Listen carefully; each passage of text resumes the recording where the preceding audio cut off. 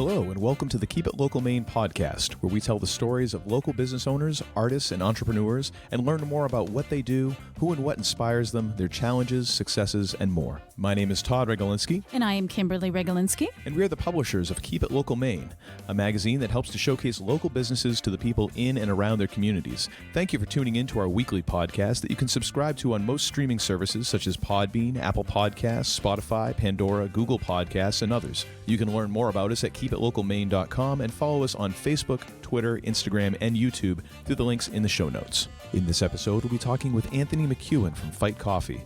Anthony launched Fight Coffee in 2021 at the height of the COVID pandemic. They are a family-owned and operated business that donates 100% of their profits to fight against human trafficking both in Maine and worldwide by enabling people to shop for quality coffee online and choose which anti-trafficking organization they want to contribute to. One of Anthony's favorite things about Fight Coffee is that it makes it super easy for everyone everywhere to join the fight simply by drinking delicious coffee. And now, a quick word from our sponsor.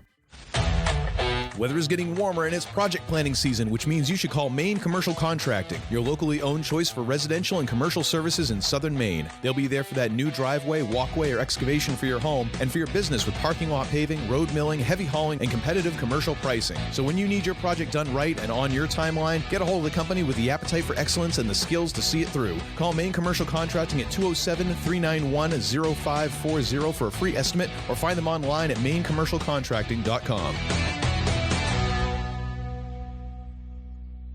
Welcome to the show, Anthony. Thank you for being here with us today.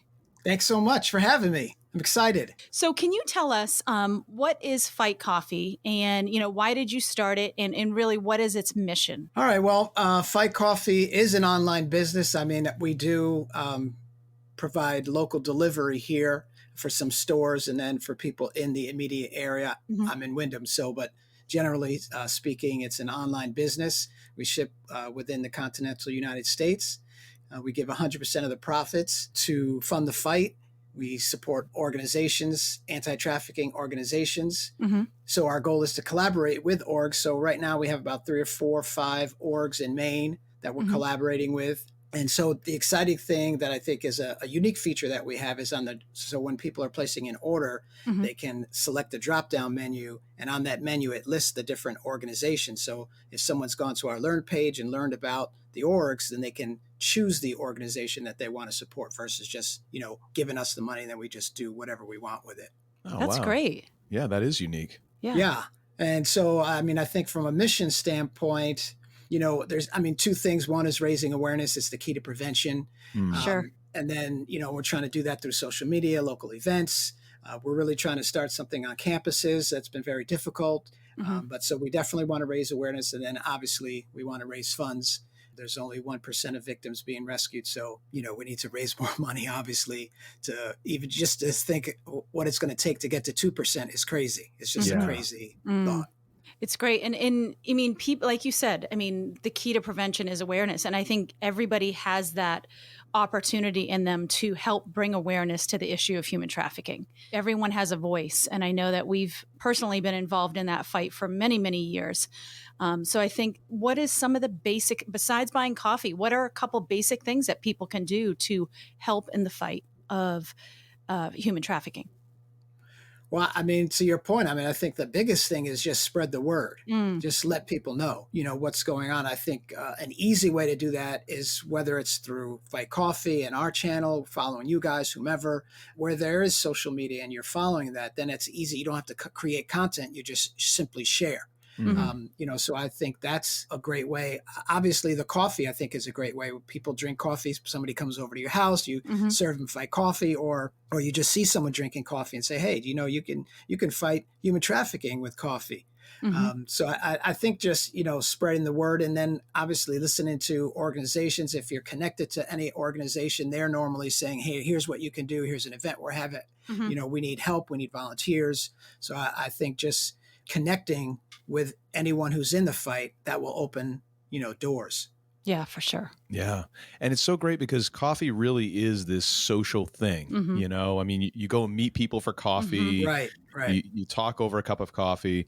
And, on one of the first things that I noticed, is on your website, just the logo, which I'm like, I Mhm. saw, if you see that on a mug at somebody's house, you're So cool. totally going to ask, like, okay, what's that about? Because Right, right. it looks really cool, and it's bold, and it's just going to start that conversation. Hmm. For sure. Yeah, and that's what I hope. I mean, when people said even the name Fight Coffee, people are like, "Are you fighting against coffee, or are you, like, what do you like? What is it actually?"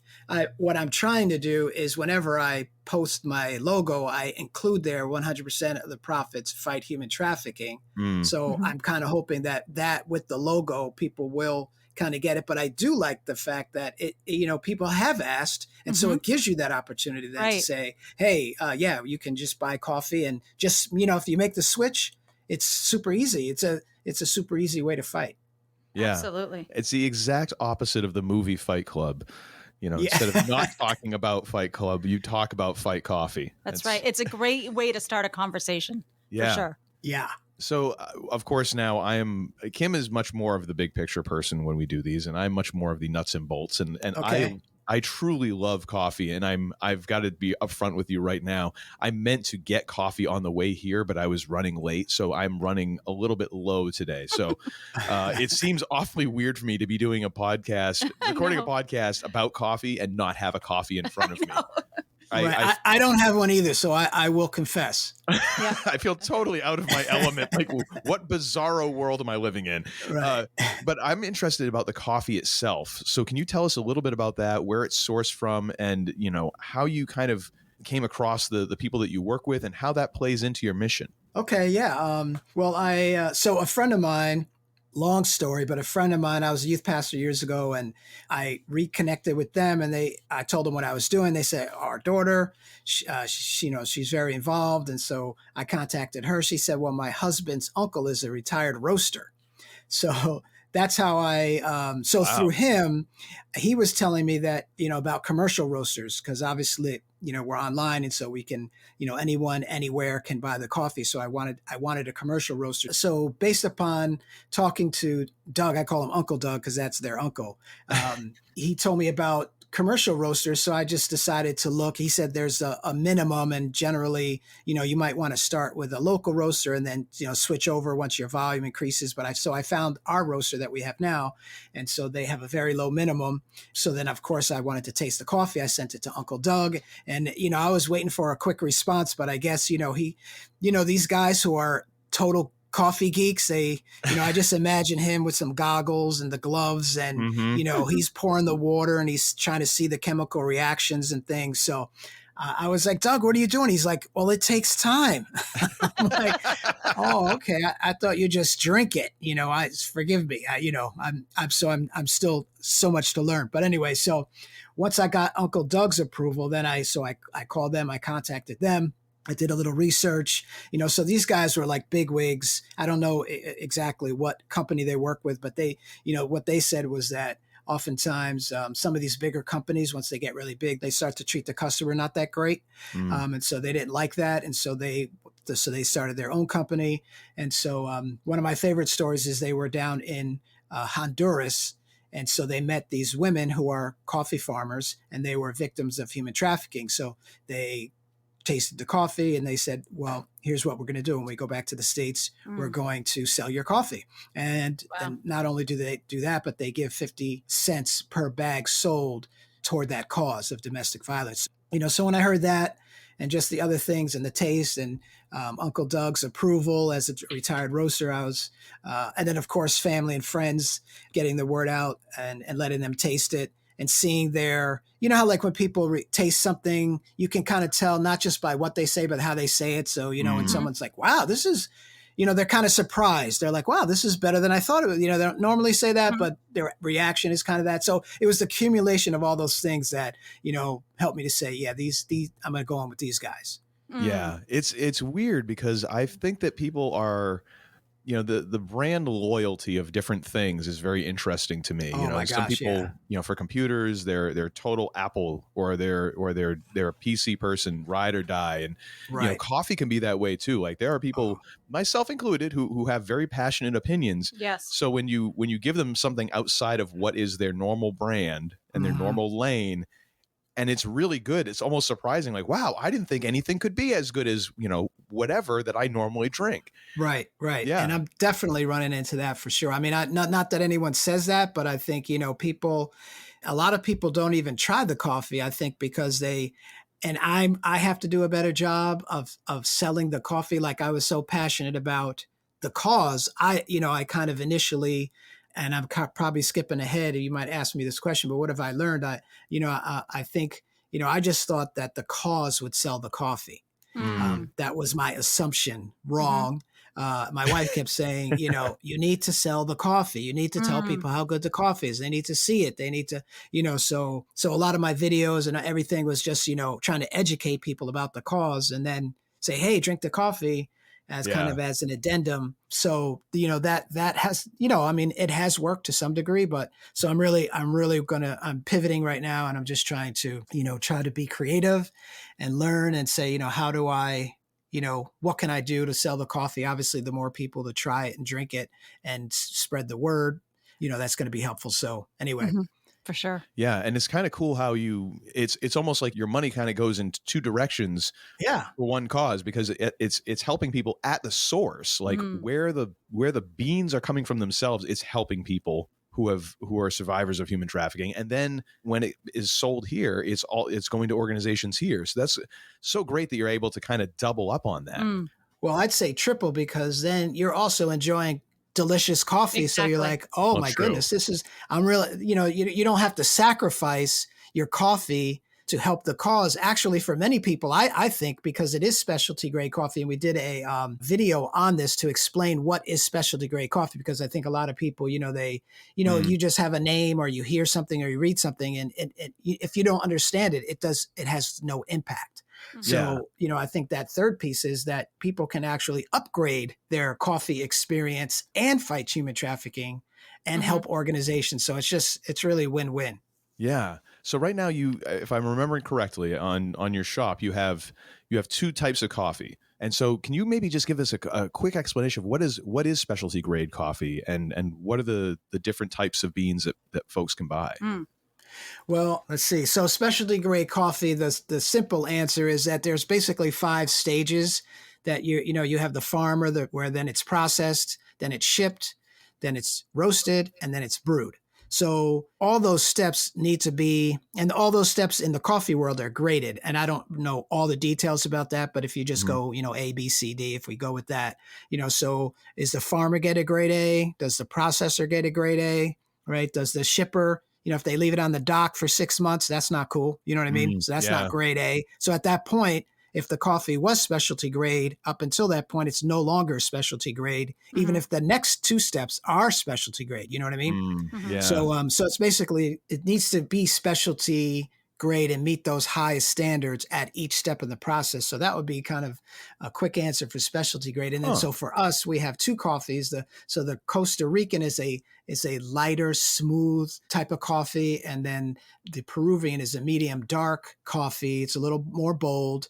And I've launched with 2 coffees. Now our roaster has many coffees. So, people are like, hey, do you have decaf? Can I get, I want a darker coffee. So it's all coming. I need enough customers for each. So I have to purchase 70 bags of coffee every time I buy. So I need that many customers for each product that I'm selling. You know what I mean?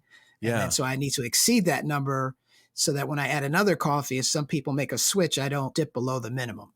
Yeah. That's got to be a balancing act. You know? Oh my gosh. Hard, very hard. Yeah. I imagine it's a balancing act, but it's for such a good cause that, okay, I'll spin the dishes for and see about making it work. Yeah. For sure. So you have a couple of initiatives where people can, get more involved in the fight against human trafficking. Can you share those with us? Sure. Yeah. I mean, I think, we mentioned a couple of them. Obviously, the first one is just drink coffee. I think that's right. That's my favorite thing about Fight Coffee. It's like, a lot of people ask and hey, if you want to run a marathon or you want to make jewelry, whatever people are asking, they're all valid, all great. I just think this is probably one of the easiest ways I've ever heard of how I could fight coffee is just by switching, fight human trafficking. I'm sorry. So there's that. And then obviously we said again, spreading the word. And then, so for us, we also have group orders or fundraisers. And this is something that I'm really hoping to do, especially on campuses, because students obviously are the primary targets of traffickers, right? Mm-hmm. So the best place to raise awareness is on a campus. But then I think also students are generally, if it's not finals or something, they're not married, they don't have children, you know what I mean? They have a little bit of time. And they're generally a little more motivated and, to do something like a fundraiser. So a fundraiser is just a great way also to spread the word and also to pick an organization that you want to help to support. So Mm-hmm. those are pretty much the three main ways, at least with Fight Coffee, that people could get involved. Mm-hmm. Yeah, that is such a great idea. Yeah. To like turn it, to go from just individual to then, okay, well, how can you motivate groups of people? Because then it's at a certain point that growth becomes exponential. Right. That's the goal. I have yet to get a student. I do also have on my YouTube channel a video about this, and on my website and the group order page, there's all the information. There's a video there, so anybody who's interested, they could just go check that out. I try to do it so that it's self-explanatory, but I'm definitely available if should anybody have any questions and need some support. That's so great. That's great. So you opened Fight Coffee in 2021, which is kind of during the heights of COVID. So how has that been a learning experience for you? And also, has it motivated you in any way, kind of starting at that point? Yeah, it was hard. I think the hardest thing was because it was summertime and trying to get out. It was like people were just afraid and, want to keep their distance, so to go out on the streets, which I did, you got a mask on, or people, maybe if you're outside and I was feeling okay without a mask, but it was just, that issue alone kind of just creates obstacles. So it was just, it was extremely hard. And I think, what motivated me was just, I think because of my past, I wasn't trafficked, but I was traumatized as a child, fought for my life. Blah, blah, blah. I could go on. I was a homeless drug addict. I feel, my heart hurts when I think about what's going on, especially with the children, to think that the average age is 13 years old. So I think that it's almost like, you don't hear the cry literally, but, I do hear it. I do hear hearts are breaking, souls, people are dying. I mean, as when I got into this, I only thought that people are being trafficked, which of course they are, but I did not realize how many people are dying, whether it be through suicide, overdose, beat to death, or, they're not being cared for. They're not going to take you to the hospital, right, and expose themselves. So many people are dying from it, whether sexually transmitted diseases or whatever. So I think, I don't know. To me, when I heard about human trafficking, I'm like, I don't really need a whole lot more than just to know that it exists to motivate me. Right. Exactly. Yeah. True. Yeah. Wow. I think it's one of those things that when you learn about it and you hear about it, you cannot not want to do something. Yeah. You can't unhear or unlearn those things. Yeah. And learn that it is $1 billion business, that this is going on in every single neighborhood in the United States. And it affects every economic, background, and that it's, it's happening in your neighborhood. So it is one of those things that when you learn about it and when you hear about it, you feel something. For sure. Well, it's amazing. I think to talk about what, you're learning. It has been fascinating to me, though. I think a lot of people, whether people are busy, people are broken, people are hurting, people have their own issues. So I think, I thought there'd be a greater response, and I think, people have lies, or people believe false things. So they hear about it, but then they think, well, if they really wanted to be free, they would leave, or, whatever thoughts that they think. The lack of education causes people to come to wrong conclusions, and those wrong conclusions for sure, hinder them from responding. Yeah. Yeah. I think the one thing that might be helpful now, and maybe I'm just speaking for myself, is it's weird to say that they're positives coming out of a pandemic. And I don't mean it as a great big shiny positive or anything. But one of the things I've taken out of going through a couple of years of this is changing my pace of life. And I think people have learned that they going from a place where everything shut down and you kind of had space in your life, whether you wanted it or not. Right. For a lot of people, like you didn't have the options you did before. So I think for a lot of people, there is that now they're kind of equalizing and figuring out like, oh, I've got this space in my life where I'm more aware of things, and maybe that'll open people up to more things like this. Like, okay, well, how can I get involved in these things? How can I learn about more of this? And oh, wow, all I have to do is add this coffee into my rotation and I'm doing something. Yeah. I mean, Yes. that's huge. And I think that people are might be a little more receptive to that now, hopefully. Yeah, I think so too. I think when you can give people that option just to start small, because it is an overwhelming subject. It is. And it is a trigger for some people. So Mhm, I think mhm. that when you can give them that opportunity to start somewhere, to start small, and this is a great way to do that with your coffee. It's just, if you drink coffee and you love coffee, you get to make a difference. It's that simple. It's easy. I love it. Tell us, what advice would you give to others who want to make a change in the world, but might feel overwhelmed by really how big the problems can seem? Well, I think I kind of alluded to before, but I think if we just partner with those who are leading the way, I think that's going to be the key, because I think if you're following people and because they're going to be talking all the time, they're saying this, they're saying that, there's an event, there's a this, there's a that, you can help this way, you can help that way. And I think if you just simply listen long enough, you'll find your place. You know, the first 10 things you hear, you might be like, yeah, not interested, or that's not me, or that's not my gifting, or whatever. You know what I mean? But I think if you just follow along, at some point you'll find something that you can do. And so that would be it. But again, I think if people drink coffee, just sip while you listen.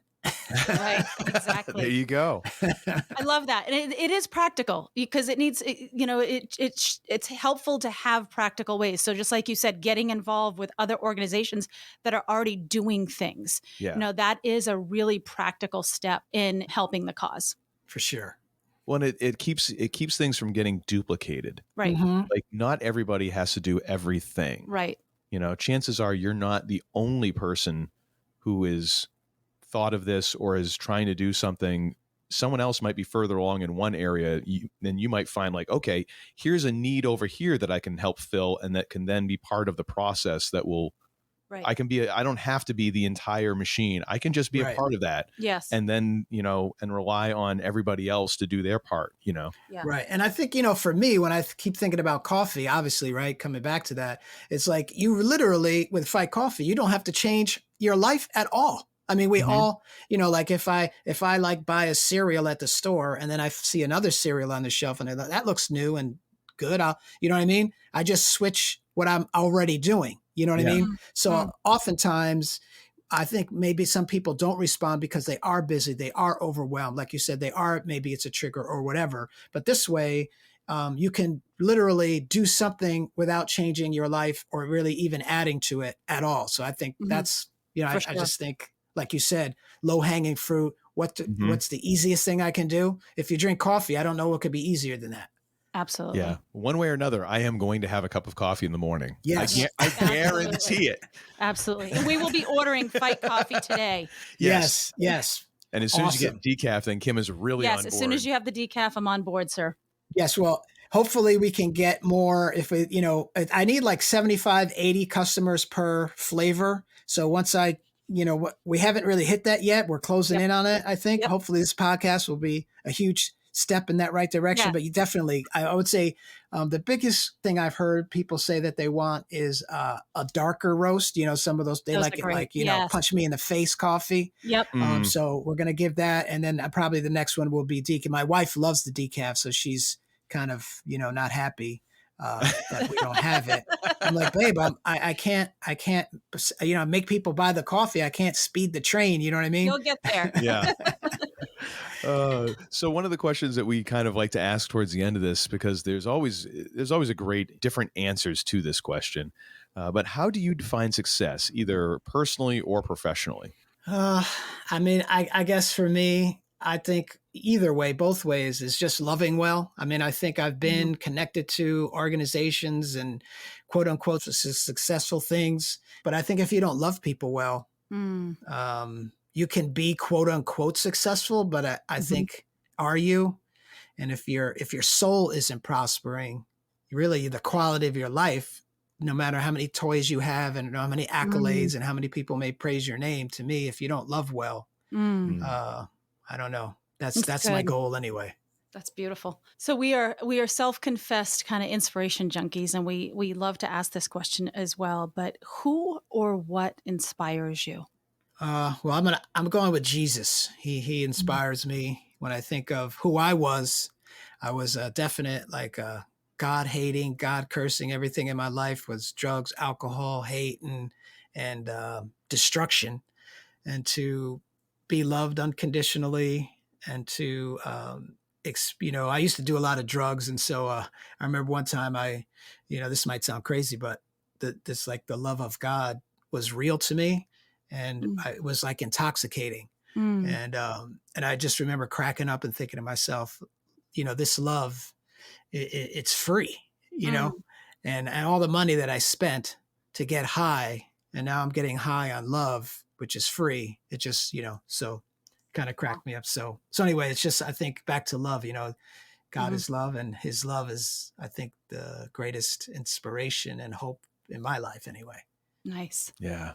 Well, Anthony, thank you so much for taking time out of your day to talk with us, to share with us about what you're doing to combat human trafficking. Thank you. Yes. And for just sharing that with our listeners. I'll be sure that I have a link to your website and social media pages, your YouTube channel as well, so that people can learn more. But definitely go to the Fight Coffee website, get some coffee. Get your coffee. I want to get some coffee. I also want to get one of those cups. Now I know Kim's kind of giving me the look of like, we already have 8 billion coffee cups. We can get cups. But I want one of these cups real bad. Yes, and we can get them for gifts. Yes, that's a great idea. Yeah, be sure that you check that out and learn more about Fight Coffee, because it's, you're doing a great thing, Anthony, and we really appreciate it, and wish you nothing but success. Yeah, and if you don't drink coffee, it is an opportunity to buy coffee as a gift for someone. So if you have someone in your family that drinks coffee, or a coworker or employee, just buy coffee and help make a difference. Who doesn't know someone who? I mean, I get that some people don't drink coffee, but chances are you got to know somebody who drinks coffee. Absolutely, for sure. It's like statistically impossible, for sure, unless you're a hermit out in the woods. That's about it. And even then, you probably know a park ranger, I'm guessing. Right. Thank you again, Anthony, for being here. Thanks so much. I appreciate it. Once again, we'd like to thank our sponsor and encourage you to check them out through the link in the show notes. And thank you again for listening.